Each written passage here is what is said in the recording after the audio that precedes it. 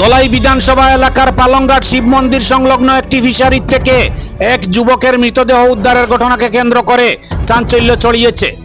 মৃত যুবকের নাম ঠাকুর দাস, বয়স 24। তিনি স্থানীয় পিংতল গ্রামের বাসিন্দা বলে জানা গেছে। পারিবারিক সূত্রে জানা গেছে, গত 3 দিন ধরে নিখোঁজ ছিলেন ঠাকুর দাস।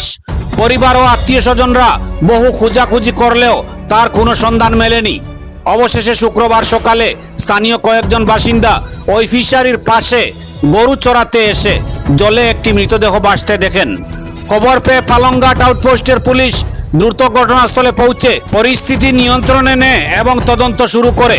প্রাথমিকভাবে পরিচয় শনাক্ত হওয়ার পর খবর দেওয়া হয় যুবকের পরিবারকে।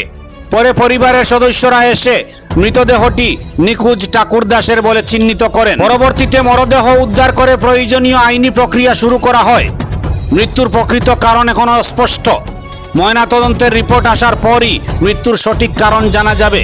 তদন্ত জারি রয়েছে। যুবকের এই রহস্যজনক মৃত্যুকে ঘিরে এলাকায় শোকের ছায়া নেমে এসেছে। এটি দুর্ঘটনা নাকি এর পেছনে অন্য কোনো কারণ রয়েছে তা খতিয়ে দেখছে পুলিশ। ব্যুরো রিপোর্ট, আমার সোনার কালীগঞ্জ। তোমার কিতা ভাই নি? হ্যাঁ ভাই, ছোট ভাই না বড় ভাই? ছোট ভাই। কিরকম কিতা হয়েছে? কিরকম কিতা হয়েছে, গরু আসলো ভালো আসলো। তে ও যেদিন বিকাল তো হে নাই, মানে ওদিন বিকালে কইছে আমার শরীর আরাম লাগে না, ওরকম ওরকম। আমরা আনছি জারপুক করাইছি, তার বালা হয়ে যাইব কই আর যে মনে হয় কোন দিকে ঘোরাফেরা করে হাওয়া বাতাস লাগছে না কিতা।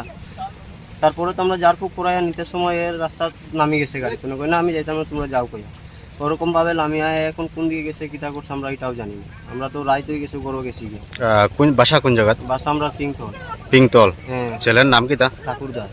ঠাকুর দাস। হ্যাঁ। আর বয়স কত রাখবো? বয়স 24।